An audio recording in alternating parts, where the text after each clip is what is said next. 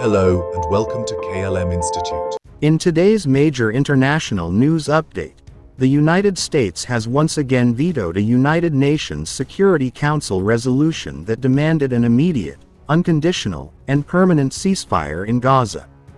This decision comes as a severe humanitarian crisis continues to worsen in the region, where over 54,000 Palestinians have been killed since the conflict began, with famine now threatening the lives of more than 2 million civilians. Out of the 15 members in the UN Security Council, 14 voted in favor of the ceasefire resolution. Only the US stood against it. The reason? The US claimed the resolution failed to condemn Hamas and did not call for their disarmament or withdrawal from Gaza. According to acting US Ambassador to the UN, Dorothy Shea, supporting this resolution would have undermined ongoing US-led efforts for a ceasefire deal. The United States has taken the very clear position since this conflict began that Israel has a right to defend itself, which includes defeating Hamas and ensuring they are never again in a position to threaten Israel. In this regard, any product that undermines our close ally Israel's security is a non-starter. However, many around the world are seeing this veto as a sign of blind support for Israel, despite the growing civilian death toll. Now here's what's important to understand. This veto wasn't just about strategy. Many believe it's deeply political. Former U.S. President Donald Trump, who is again a major voice in American foreign policy, has made his intentions clear. In earlier negotiations, Trump supported a temporary ceasefire, during which hostages and prisoners were exchanged between Israel and Hamas. The world believed this could be the beginning of peace. But then, Trump made a shocking statement. He said he wanted control over Gaza.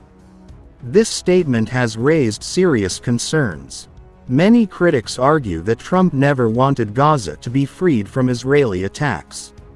Instead, they say his aim was to manage the situation in a way that supports Israeli dominance over Palestinian land. It's now being questioned whether this is part of a pre-planned strategy between Trump and Israeli Prime Minister Benjamin Netanyahu, a long-term plan to fully occupy Palestinian territories by removing its people. June's UN resolution was especially important because it showed that 14 powerful countries finally recognized the scale of destruction in Gaza. Over 54,000 innocent people, including women and children, have been killed. The world is calling it a genocide. Yet, Trump and the US refuse to act. Many believe that by continuously blocking ceasefires, the US is not just standing by Israel, it is enabling the violence. Even humanitarian aid is caught in the middle. A US-backed group called the Gaza Humanitarian Foundation, or GHF, has started its own aid delivery system. But many international organizations, including the UN, refuse to work with it.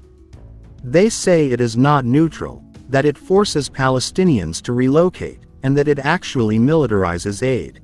Now, the next stop, the 193-member UN General Assembly.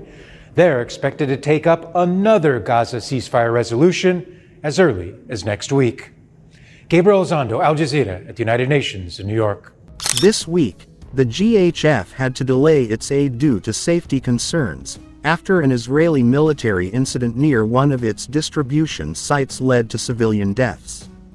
UN Aid Chief Tom Fletcher made a powerful plea before the vote. He asked for all border crossings into Gaza to be opened. He asked for aid to be allowed in its scale, without restrictions. He said enough is enough. Food and medicine must not be used as weapons of war. Israel is deliberately and unashamedly imposing inhumane conditions on civilians in the occupied Palestinian territory. For more than 10 weeks, nothing has entered Gaza, no food, medicine, water, or tents. As my colleague from the FAO will explain, every single one of the 2.1 million Palestinians in the Gaza Strip face the risk of famine. 1 in 5 face starvation, despite the fact that you have funded the food that could save them.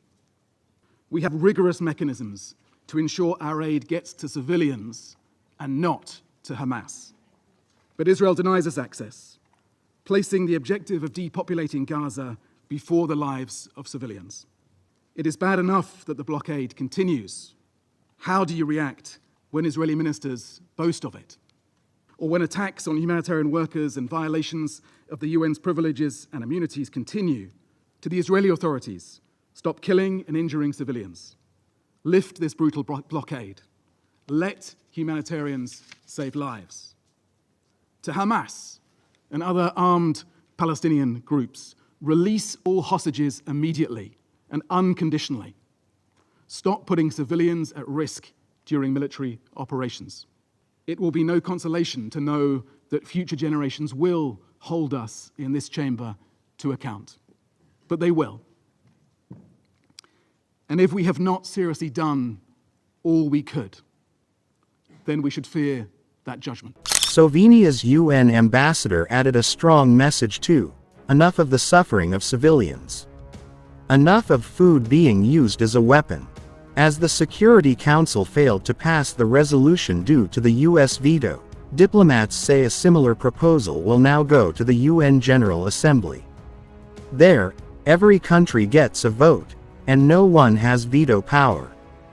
The resolution is likely to pass overwhelmingly. But will it matter? Israel's UN ambassador Danny Danon said, "No vote will stand in our way." This shows the deep resistance from Israel's leadership to any international pressure to stop its military actions. In Gaza, this Israeli government's decisions to expand its military operations in Gaza and severely restrict aid are unjustifiable, disproportionate, and counterproductive, and the UK completely opposes them. It was a message to the people of Palestine. You are not alone. You are not alone. And it was a message to the Israeli occupier. The world watched you. The shield of impunity, of immunity, must fall.